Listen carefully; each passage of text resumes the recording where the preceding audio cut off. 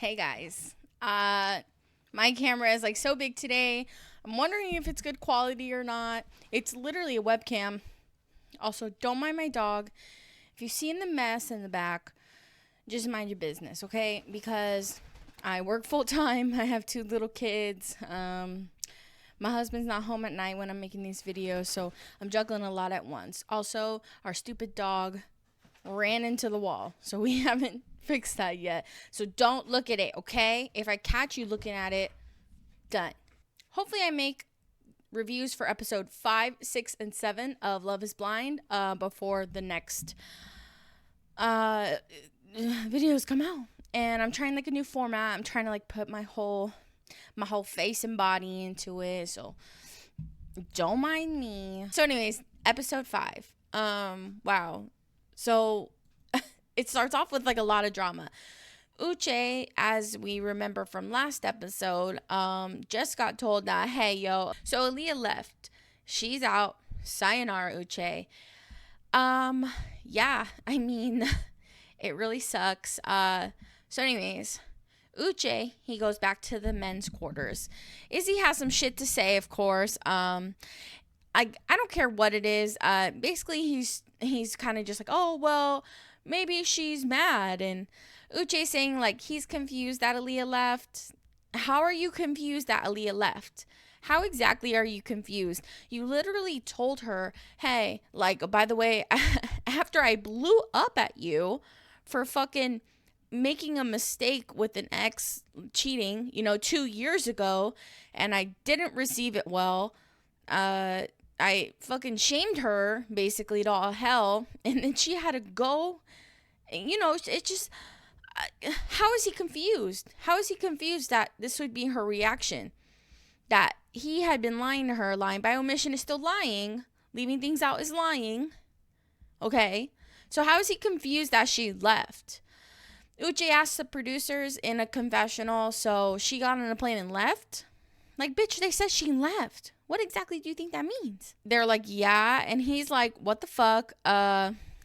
Last night he told her, I love you. And she said that she loves me and that she could see a life with me. Like, what happened? He's like, this doesn't make any sense. And I need to talk to her as soon as possible. The producer is like, well, I guess I could call her on the phone. And Uchi's like, yeah, I want to talk to her. So they get her on the phone. She agrees to talk to him. She sounds sad. She sounds sad as fuck. She sounds like, I don't know. She sounds like she has no self-respect. I don't understand why she's so sad over this man. I do understand it's like very fresh, and she really did feel like she probably like had feelings of love for him. But like, honestly, like, just get some self-respect, Aaliyah, okay?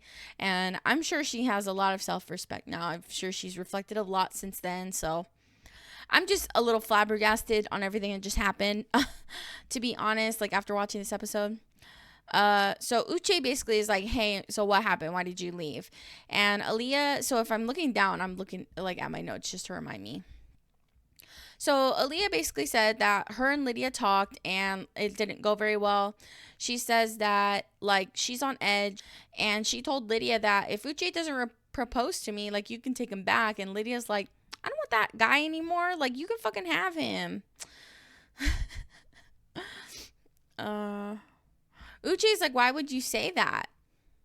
Then Aaliyah says that Lydia smothers her. Now, I don't really know what that has to do with why you're just leaving Uche like high and dry. You know what I mean? Like, I understand leaving him high and dry, but like, I'm not sure what that has to do with anything. Maybe she's just saying that like Lydia smothers me and it makes me feel uncomfortable. Maybe it makes me think about when you and her were together, blah, blah, blah.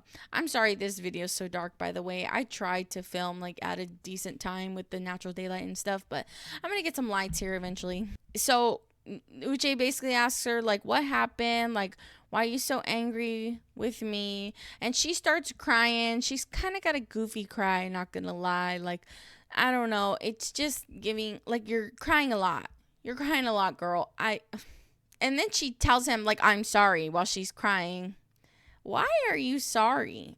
Why exactly are you sorry? You're sorry that you stuck up for yourself? Okay, girl. And then he's like, you let a girl come between us. It's like it's not some girl, Uche. You were literally in a relationship with her. Like you fucked her 3 months ago and then you lied about it. Like it's not just some girl. Ugh. I mean, ugh, Uche is really irritating the fuck out of me. Anyways, she tells him like I still love you and I want you, Uche. He's like, whatever, girl. Like, if you can't get to the point where you could be in a room with my ex, like, are you even ready to be married? What? Like, Uche, how many girls have you dated to the point in Houston? By the way, in my other videos, I said Dallas. They're based in Houston. So, how many girls have you been with to the point where, like, anywhere you can go in Houston, you might be running across an ex? Like what is that relevant to anything? That doesn't just be I don't want to sit in a room with my husband's ex. I've been with my husband for 10 years. I don't want to sit in a room with her. Does that mean I don't want to be married? No. And it's not just like Lydia and Aaliyah are just like sitting in a room with each other, not talking to each other. No, they're friends. You know what I mean? Like I don't understand what he doesn't understand about the situation, but okay. So he does like one of these. It seemed fake. It really seemed fake. I don't know what he's so upset about. Like, he's probably more upset that he looks stupid than anything, but like, he looks stupid because of his own choices, not because Aaliyah left his ass. Then Aaliyah is like, how do you know, like, Lydia didn't look at your email when you applied to this show? And then she applied following suit. And then she's like, are you for real right now?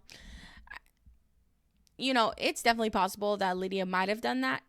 I feel like Aaliyah's concern about Lydia purposely trying to get on the show to get him back is a valid one. I mean, I don't know how in the world that would happen, but I mean, I think it's a valid concern, and I don't like the fact that he's kind of like not not taking her concern seriously. I think it's annoying. All right, I turned my light on so you can see a little better. Although my screen still looks blue. I'll fix that stuff eventually, And my wall. Anyways. So then he's getting upset. He's raising his voice at her. I'll tell you what, if someone raised their voice at me on the phone, I would just hang up. That is not acceptable. Don't let yourself be talked to that way. That is not right. That is not how you talk to somebody with respect.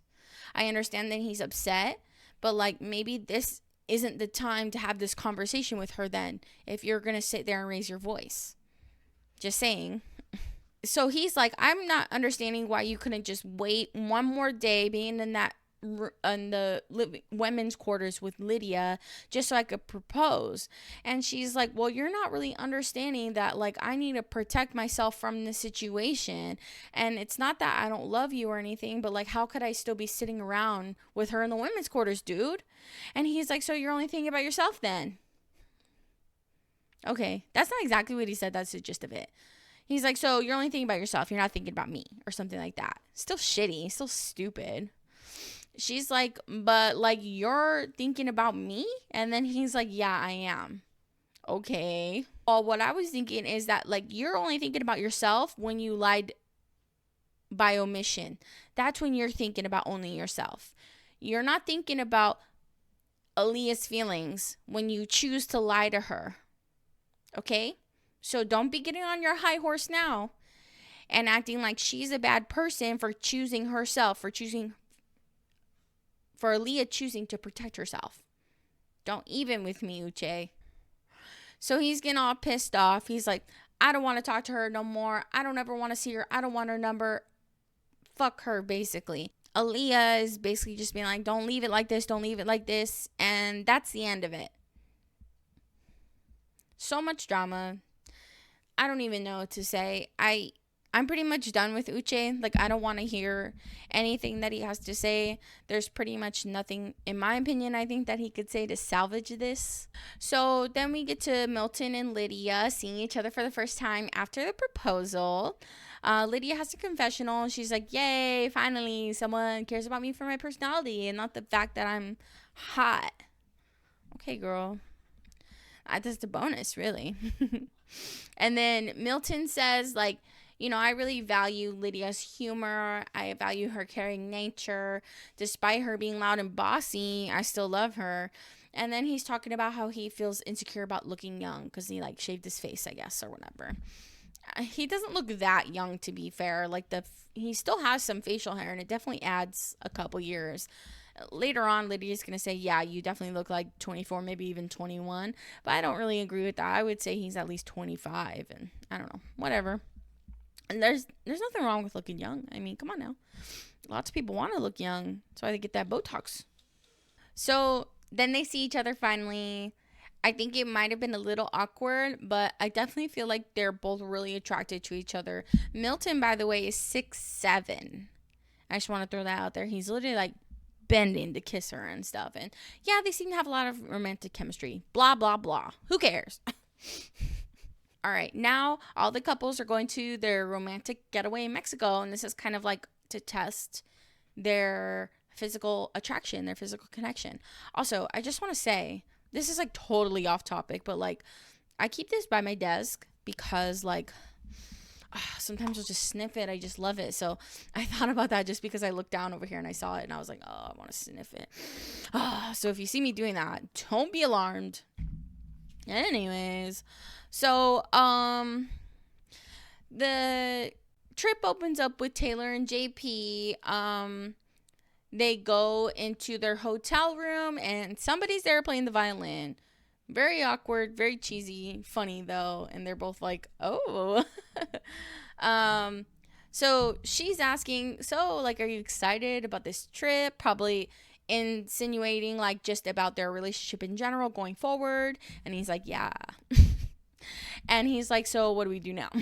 And she's like, "Just act normal." And Taylor tells JP, yeah, like our meeting was so awkward, but I think I was really overthinking things. Like, let's just be on this trip, have fun, you know? He's like, well, I'm kind of just an awkward person, haha, you know? And so they kiss, and then she's like, you got stinky breath. And then she's like, I probably have it too. Okay. The next scene is Stacy and Izzy, and they're like really into each other physically. They are like bodies pressed up against each other. There must be a camera like right here, and they are just like getting hot and heavy basically. Not sex. It's uncomfortable though, that's for sure. I like allusions to that, you know? I don't like necessarily seeing it, but the whole point is that they're just really into each other, whatever. Lydia and Milton, they're like looking out at the view, and they're like very into each other as well, very touchy-feely. She's like, you have tiny ears and your hair's cute and nice, you know, and like she's really just evaluating everything about his face. She's like, you got some ingrown hairs on your face, and you got like a big nose, big lip, blah blah. And Milton's just like, you know, he's not bothered by it. You know, she's not necessarily criticizing it. She's just commenting on it. And he's like, that's fine, you know. And I just really like his like chill sense of humor. You know, like I feel like some people would get like really offended by stuff like that. And I just don't think like, I don't know. I just appreciated it. I like Milton a lot. It just reinforces that. Also, I don't have fleas. My dog has allergies. I need to give her meds soon. They're clearly wearing off. Athena! Stop itching. Look at her. Stop itching. Why are you looking at me like that, you freak?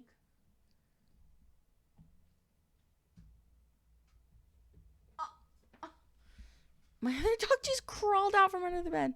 The next scene is Taylor and JP. They're in the hot tub. JP comes out with flag swim trunks. I don't know why I expected anything else, but just seeing him in all of this flag paraphernalia is just terrible. I hate it. Like, please wear other things. And like the fact that Taylor isn't really commenting on it, I think is weird, but okay. They cheers, they got little drinks or whatever.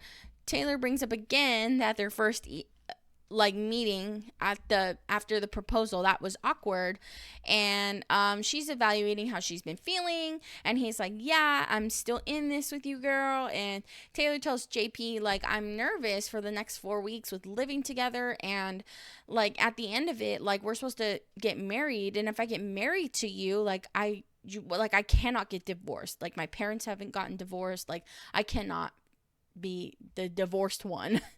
And JP's like, same. And she's like, well, like I just want to tell you all of my worries and like just let you know them. And he's like, you think too much. And they seem to really vibe, you know, at this point. Like But like whenever they kiss, it's a lot of pecking. All the other couples like are passionate. They're really passionate when they kiss each other, to the point where I feel very uncomfortable.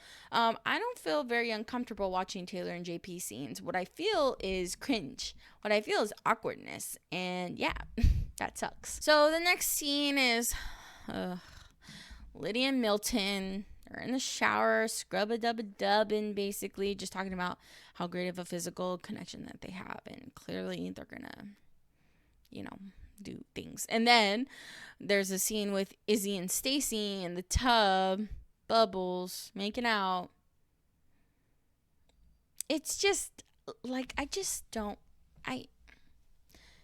you could do it for like a second, but they linger when they film it. And I'm just like, listen, I understand you're all adults. You can do the adult thing. That's fine. I just don't really want to, no. It's like I'm a voyeur,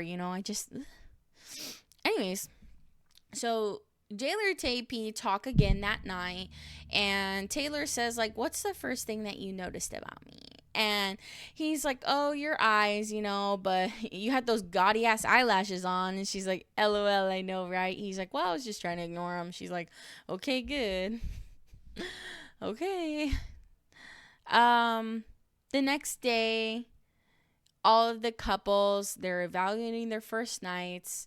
Everyone had a good first day, basically. Lydia and Milton have nothing but good things to say. Stacy and Izzy have nothing but good things to say. And then it cuts to Taylor and JP. They're hanging out in bed. JP, of course, slept in basketball shorts that are USA themed, killing me with those fucking USA clothes, man. I will always bring it up. It's too much for me. So they're both like drinking like something in the morning, and then Taylor's like talking a bunch, just kind of making like small talk, and JP's just looking at her like just staring at her like that, like not really saying anything. It's really weird. Or like he'll say one word things or go, and he's just looking at her. It's like, dude, what? Okay. So in a confessional, Taylor is like, yeah, he didn't say too much last night. Like, maybe he was relying on me in the pods to make lots of conversation. But, like, I don't want to do that while in real life, while we're in person. Like, I don't want a relationship like that. She's questioning, like, does JP even, like, care about me? Like, are we good? So then we go back to Taylor and JP's conversation, and she asks JP, can you sleep next to me for the rest of our lives? And he's like, I don't. Like, just chuckles and like just does that weird Joker smile at her. It's just fucking weird. And then he's like, I don't know. He's just like, it was nice. There's not a thought behind those eyes. There is not a thought. Next scene is Stacy and Izzy talking. They're discussing. They want to see the other couples. Izzy said that he's the most concerned about seeing Lydia. And Stacy's like, well, just don't speak Spanish to each other. That way I know you guys aren't doing anything weird. So then all the couples see each other. Like, they're all just like, woo. They're on their bathing suits. They have like a little beach party. They're going to have lots of fun, And then Lydia in a confessional, she's like, yeah, Izzy's usually the type I go for. But like, trust me when I say that, like, I'm literally in love with Milton. So, and I'm not second guessing my decision. Not at all. Good for you, Lydia. Like, honestly, I thought this was going to be another like Irina and Paul situation, where it's like she sees him and she's like, oh my God, like, I cannot be with Zach. I'm not saying Zach's ugly at all. Like, he wasn't. I think Irina, I don't know what was up with that situation. Let's not talk about that season, though. That season. So then what you notice is kind of a theme is like all the couples, there's a bunch of scenes that are cut of like all the couples just being all up on each other, lovey and dovey and stuff. JP and Taylor ain't like that. Not at all. Not at all, And again, JP, when he's going to meet these people, he's literally wearing like a fancy button up that's a flag. I'm about sick of this shit. Taylor, you need to say something. Granted, I mean, that's what he packed. So maybe he don't have anything else. Maybe she has said something. I don't know. I mean, that's bound to come up, right, in the conversation. I mean, goddamn. He's worn 3 USA things so far. So Izzy and Lydia, they go to have a talk. Izzy tells Lydia, like, you're an amazing woman, and I'm really glad that you're having a good time. I see that you're really connected with Milton. Like, I don't want there to be bad blood between us. And he's really over explaining the whole situation, like why he didn't pick her, why he did this, why he did that. And Lydia looks bored to fuck, basically. And then, like, Izzy's going on. And then eventually at the end of it, she's like, let me stop you right there. Like, I don't hold any grudges against you. I'm in love with Milton. Thanks for your concern. Wow. Thank you, Lydia. Like, thank you for putting it into that. I don't know what Izzy's fascination is with, like, over explaining himself. That to me seems like maybe a people pleaser tendency, or like just he wants to absolve himself of any guilt, or like I don't know what Izzy's deal is. I think this is weird though. He could have literally just been like, hey Lydia, like, I'm so glad to meet you. It was great to to know you in the pods. If you ever want closure and need to talk, like, I'm here for you, but I see you're so happy with Milton, and I'm so happy for you. And that's it. And if she wants to unpack things, then let her do that.